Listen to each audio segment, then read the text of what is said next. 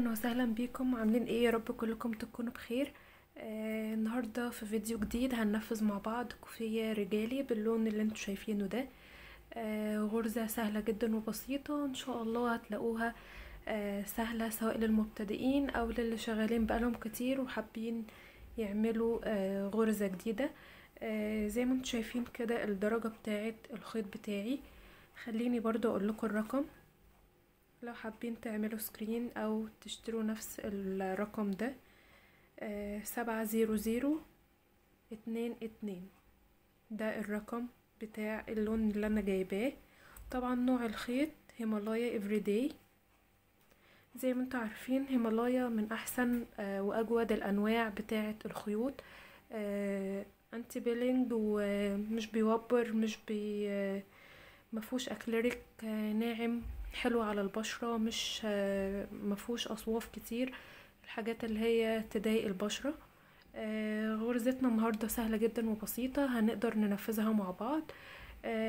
جبت 3 شلات او 3 بكرات بمعنى اصح، علشان ما كنتش شغالة وانا متوترة. وهي مش هتاخد يعني ال3 كلهم، لا هيبقى 2 وشوية بالشراشيب. طبعا هننفذ مع بعض الكوفية، وهقول لكم هتكون الطول والعرض كام سنتي، والشرشيب كمان كام سنتي. يلا بينا نبدأ الغرزة بتاعتنا. وطبعا الكوفية بتاعتنا هتكون بإبرة رقم 4. يلا بينا نبدأ الكوفية بتاعتنا.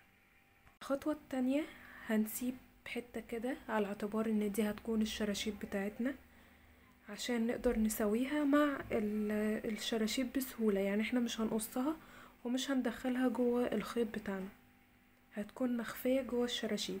بعد كده نعمل عقدة البداية ونبدأ نرتفع عدد السلاسل. هتشوفي انت عايزة العرض بتاعك يكون كام سلسلة. انا هعمل 30 سلسلة علشان يكون العرض بتاعي 15 سنتي. طبعا العرض بيرجعلك حسب انت عايزة يكون اعرض من كده او يكون اقل، حسب ما انت عايزة. انا هنا هبدأ كده سلاسل البداية بتاعتي 30 سلسلة، وبعد كده هوريكم بداية الشغل بتاعنا هيكون ازاي.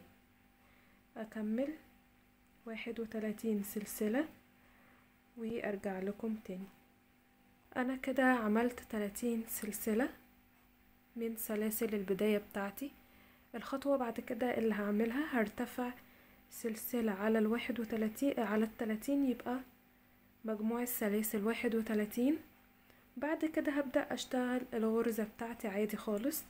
هلف الشغل بتاعي كده، هشتغل في الحلقة الخلفية علشان لما اجي اركب الشراشيب بتاعتي الاقي بداية الشغل زي نهاية الشغل، او اول الكوفية بمعنى اصح زي اخر الكوفية. شغلي كله هيكون في الحلقة رقم 3 اللي في السلسلة ورا دي، اللي بتكون بارزة لما تمشي ايدك تلاقيها.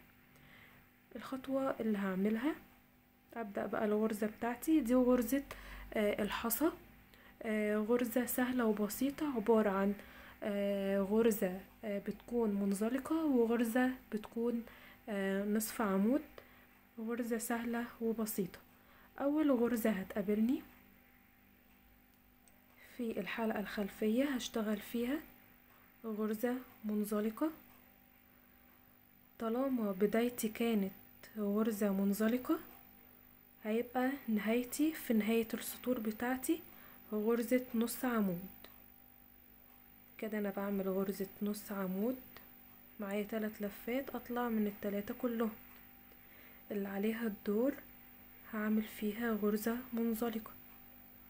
اسحب الخيط واسحبه كمان من هنا، الف الخيط على الابرة، هعمل نص عمود في الحلقة اللي عليها الدور، وهكذا واحدة نصف عمود واحدة الاول بتكون منزلقة وواحدة نصف عمود. كده احنا هنشتغل، نعيدها تاني، هنشتغل منزلقة،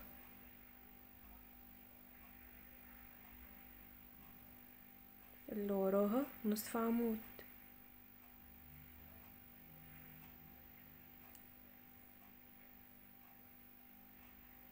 اللي وراها منزلقة.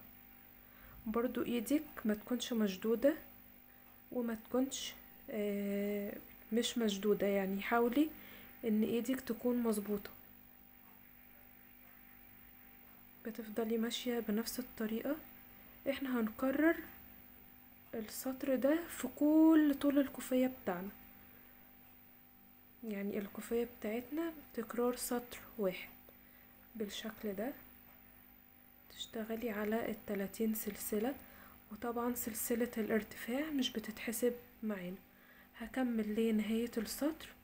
بدأت الغرزة تبقى واضحة شوية معانا. همشي لنهاية السطر وارجع لكم تاني نبدأ السطر الجديد. كده انا وصلت للغرزة الأخيرة. المفروض بشتغل فيها غرزة نصف عمود، لان انا كنت بادئه السطر بغرزة منزلقة. اشتغل كده في الحلقة الخلفية بتاعتي غرزة نصف عمود. تمام.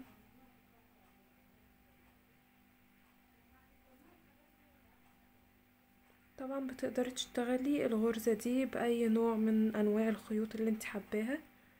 كمان الغرزة مناسبة رجالي وحريمي. تمام كده خلصت السطر بتاعي. ارتفع سلسلة والف الشغل بتاعي. بداية السطر بتاعي لازم يكون بغرزة منزلقة. بدخل كده تحت السلسلتين دول، بعمل غرزة منزلقة، بلف الخيط على الإبرة، والغرزة اللي عليها الدور بعمل غرزة نص عمود، واللي وراها منزلقة، واللي وراها نصف عمود،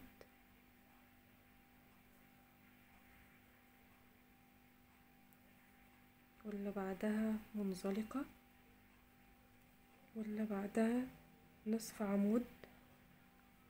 بتفضلي ماشية بنفس الطريقة دي حسب الطول اللي انتي عايزاه، وبتلاقي الغرزة بدأت تتكون معاكي من تاني سطر او تالت سطر بالشكل ده.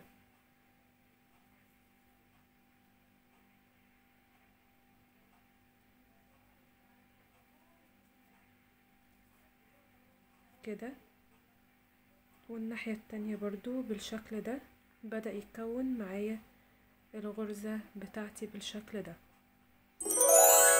هفضل مكملة كده لغاية اما اوصل للطول المناسب بتاع الكوفية بتاعتي وارجع لكم تاني.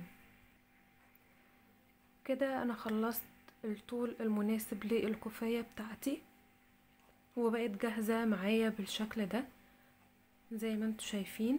طبعا بتعملي الطول المناسب. طبعا المقاسات الرجالي احنا عارفين او متفق عليها ان بتكون من 150 سنتي لغاية 200 متر، سواء بدون الشراشيب او بالشراشيب، حسب ما انت عايزة وعلى حسب برضو الخيط بتاعك. على فكرة الخيط بتاعي هنا في سنة كده لكرة، يعني محبتش برضو ان انا اطولها قوي، لان مع الاستعمال ومع الغسيل اول او تاني مرة هيدي طول بزيادة، فمحبتش انها تكون طويلة قوي شكلها اوفر. طبعا هي بتكون حلوة وبتدفي، بدل ما بتتلف مثلا على مرتين بتتلف على 3، بس انا برضو مفضلتش الطريقة دي لان هي كده كده هتوصل للمرحلة دي. انا برضو هنا ركبت الشراشيب، وطبعا كنا عاملين فيديو كامل لطريقة تركيب الشراشيب، ازاي نركبها وازاي نقدر نقصها، ازاي كمان نخليها مفرودة كده. هتلاقوا الفيديو بتاع تركيب الشراشيب تحت في صندوق الوصف. اتمنى ان الفكرة تكون عجبتكم والغرزة تكون سهلة وبسيطة. ما تنسوش تعملوا لايك للفيديو، سبسكرايب للقناة، وما تنسوش كمان تفعلوا زر الجرس. وشكرا لكم على حسن المتابعة، واستنوني في فيديو جديد، وكل سنة وانتم طيبين، وربنا يعود عليكم الأيام بخير، وأشوفكم في فيديو جديد إن شاء الله. السلام عليكم ورحمة الله وبركاته.